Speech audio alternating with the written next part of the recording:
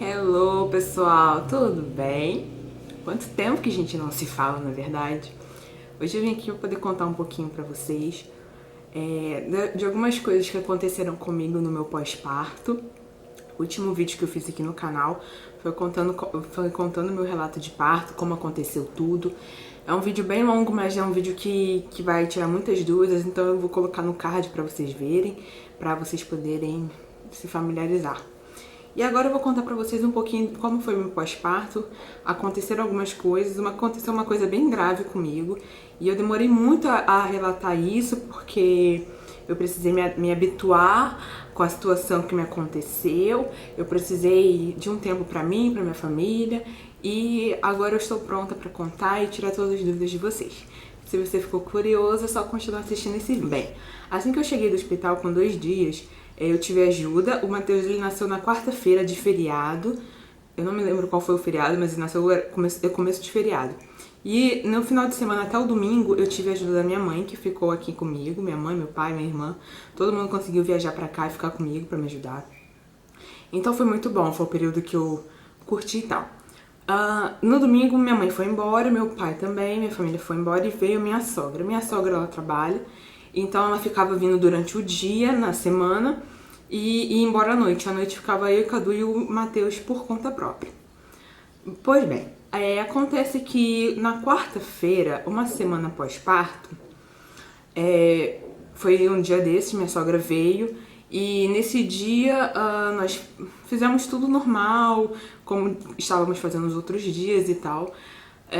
Tudo bem, tudo tranquilo. E na quarta-feira à noite, por volta de umas 11 horas da noite, eu estava deitada com o Matheus e quando o Cadu foi se deitar, eu fui levantar da cama para botar o bebê no Moisés e eu senti que eu estava saindo um líquido de mim. Quando eu coloquei a mão, era sangue, um sangue muito vivo. Até então, vale ressaltar que eu não tive sangramento pós-parto. Eu não tive hemorragia no parto, eu não tive nenhum tipo de sangramento pós-parto. Tanto que eu levei absorvente, meus absorventes estavam limpos, eu não tive nenhum tipo de sangramento. E nesse dia jorrou sangue. Parecia que eu tinha feito xixi nas calças, ou que minha bolsa tinha estourado, mas era sangue, vivo. Então eu fui pro banheiro e nesse trajeto do quarto pro banheiro eu sujei todo o corredor de sangue. Quando eu cheguei no banheiro, eu sentei no vaso e eu senti sair um coágulo bem grande. Pensa num bife de fígado. É nojento, mas eu senti sair um coágulo bem grande. E quando eu olhei aquilo, chega doeu, porque eu tava com ponto da epísio. Eu olhei e eu fiquei um pouco assustada. Nesse dia estava chovendo e tava o Cadu, o bebê, e o meu irmão que estava morando comigo aqui. Só que até então eu achava que era normal, porque eu sempre ouvi falar que no pós-parto tem sangramento, e como até então eu não tinha tido, eu achei que era normal. Só que veio uma quantidade muito grande e eu fiquei assustada. Daí eu liguei para alguns amigos, algumas amigas, e falei com essa voz: Fulana, olha, eu tô sangrando.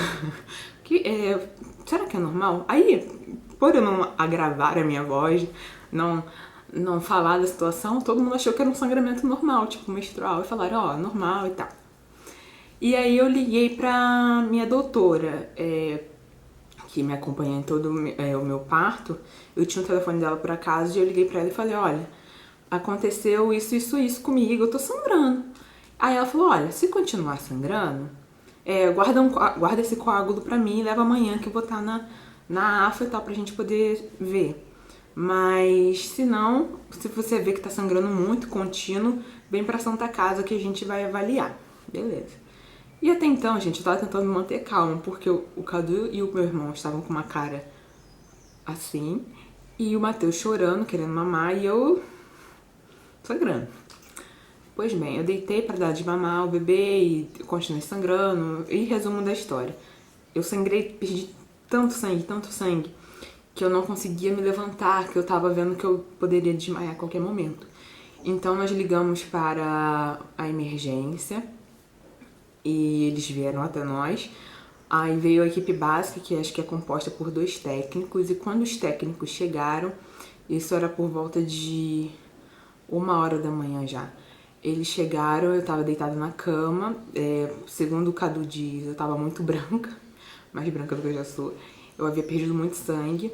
E quando eles chegaram, eles foram aferir minha pressão e eu tava, acho que essa história, a máxima, tava 6 e a mínima não tava ouvindo. Ou seja, eu tava entrando em choque já. Então eles rapidamente chamaram um apoio, chamaram outra ambulância que ia vir com o médico e me colocaram na ambulância pra poder me levar pro hospital. E esse período todo, gente, desde esse horário eu estava sempre sangrando, eu não parei de sangrar em nenhum momento.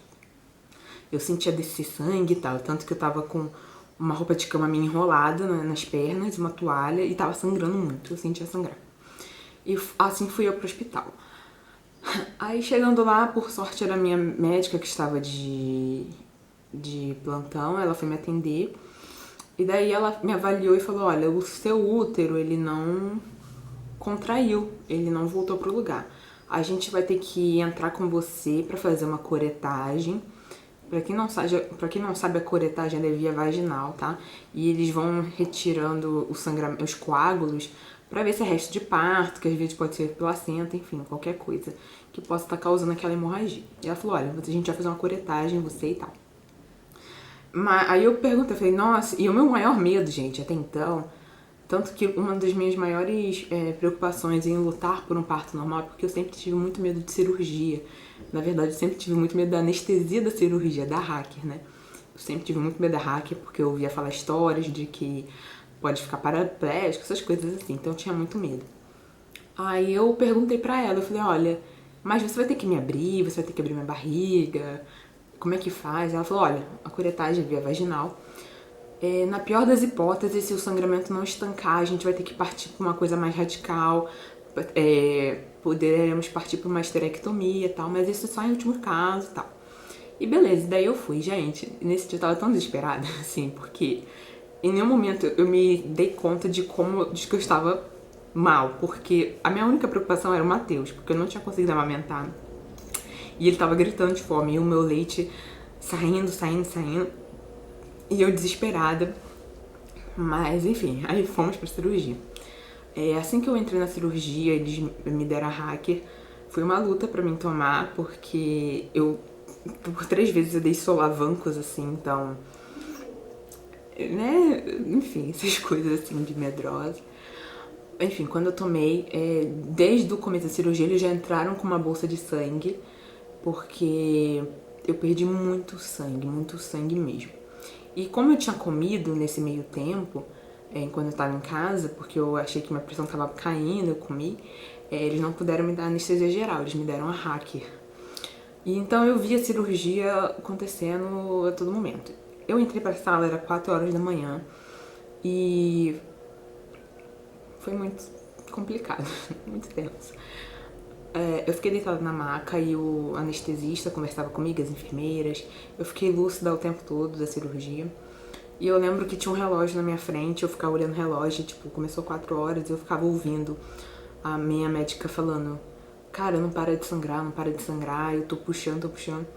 Aí depois de um tempo que eu fui me sentindo fraca e eu olhava, botavam mais uma bolsa de sangue e o anestesista conversando comigo e eu tentando conversar também pra me manter lúcida. E daí, quando eu tava naquela sala, eu me dei conta do quão grave era o meu quadro que eu estava, né? Então, pra resumir a história, a cirurgia demorou em torno de 2 horas. O meu sangramento ele não conseguiu ser estancado por curetagem. Depois dessas 2 horas, já no final, eu estava muito fraca, porque eu havia perdido muito sangue. E a única experiência que eu tenho desse momento é que eu fechava os meus olhos e eu ficava, Deus, eu quero ver meu filho crescer, Deus, eu não posso deixar meu filho sozinho, ele só tem 1 semana, como é que vai ser esse menino sem mãe e tal. Meus pensamentos eram esses, então eu comecei a barganhar, né, eu fiquei, poxa, Senhor, me deixa viver pra me cuidar do meu filho, né, meu marido vai fazer o quê, né?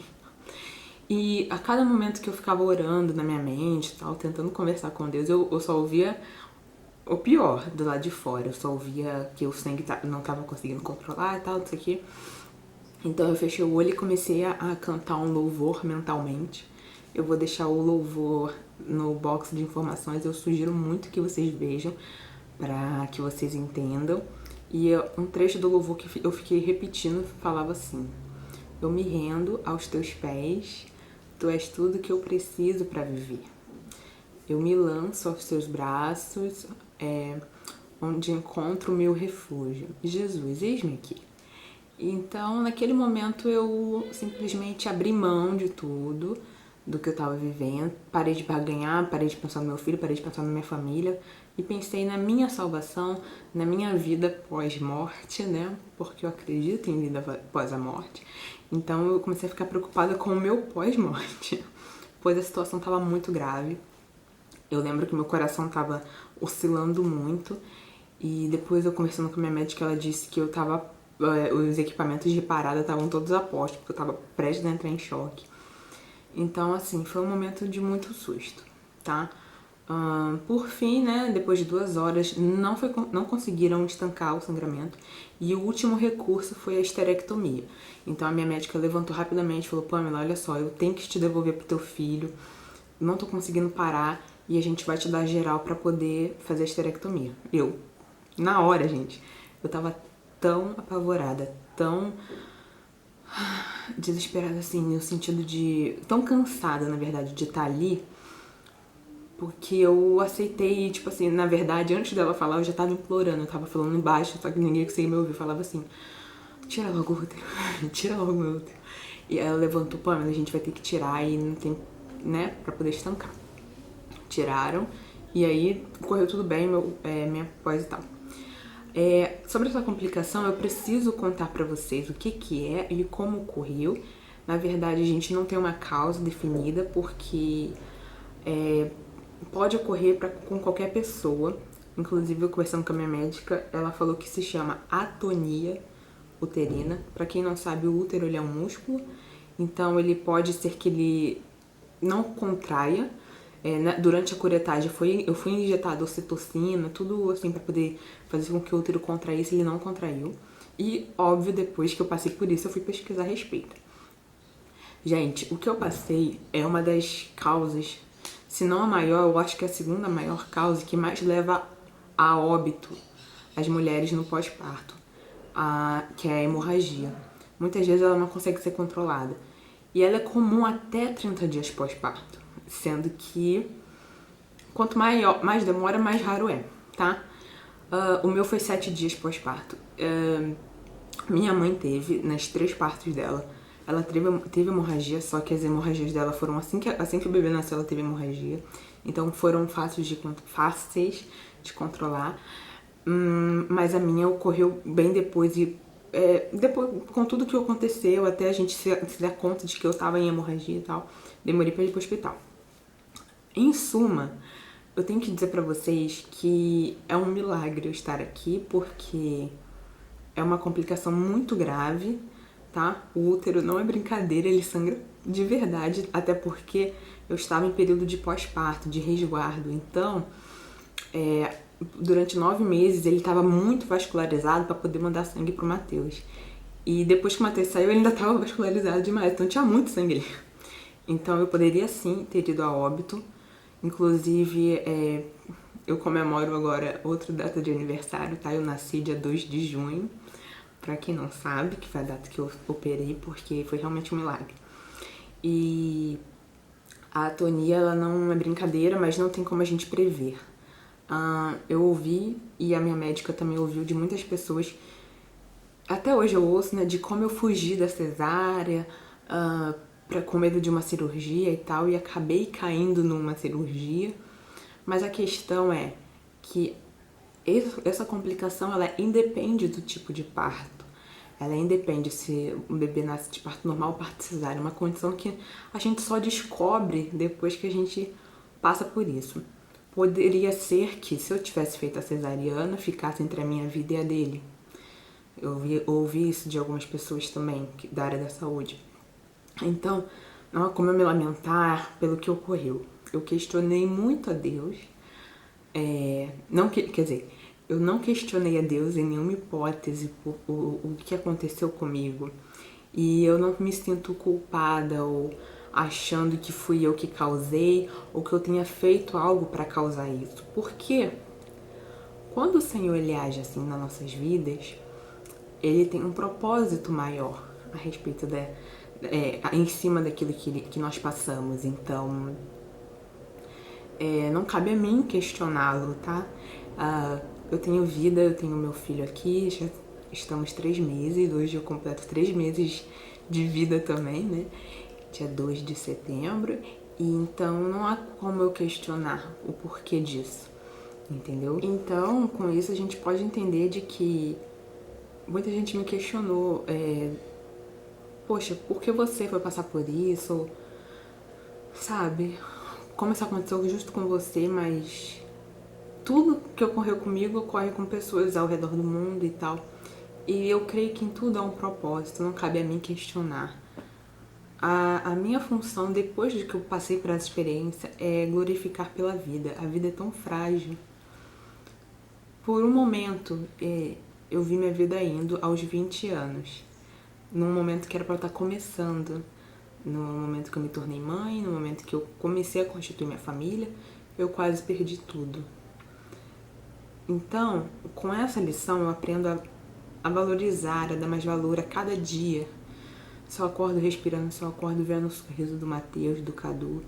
É um motivo de glorificar ao Senhor. Então, com isso, eu me apego a cada dia mais. Sobre a esterectomia, muita gente vai me perguntar. É uma coisa que eu ainda não penso a respeito, tá? Está tudo muito recente, então eu não sei como eu me sinto em relação a isso. A única coisa que eu sinto é um sentimento de gratidão, porque eu sei que sem ser feito isso eu poderia ter perdido a minha vida. Então, se o Senhor permitiu isso, eu dou graças a Deus, porque pelo menos Ele me conservou aqui. O que é um útero perto de uma vida, né, gente? Pelo amor de Deus. E é isso que eu queria contar pra vocês. Foi por esse motivo maior que eu demorei a gravar vídeos, porque eu não tenho como dar sequência ao meu canal sem que vocês saibam disso, já que eu sempre abri tudo, minha gravidez inteira eu contei pra vocês, as partes boas. A parte ruim eu também achei bem legal contar, para que vocês entendam de que tudo é suscetível pra nós e tal, mas que em tudo o Senhor Ele está ao nosso lado. Em tudo Ele nos concede experiências. Então, é isso que eu queria contar. A partir de agora a gente volta, retoma o canal, tá? A princípio eu vou voltar com um vídeo por semana. Futuramente, quem sabe a gente aumenta esse número, tá bom? Eu espero muito que vocês tenham gostado. Se você tem qualquer tipo de dúvida, deixa aí nos comentários que eu vou estar respondendo. Eu tô querendo fazer um vídeo de perguntas e respostas, então desde já eu vou abrir aqui. Se você tiver alguma dúvida, você pode deixar nos comentários aqui, ou no Instagram, ou no Facebook, que eu vou juntar as suas perguntas e vou responder em vídeo pra vocês, tá? Espero que vocês não me deixem no vácuo. Então é isso. Um grande beijo, fica com Deus e até o próximo vídeo. Tchau!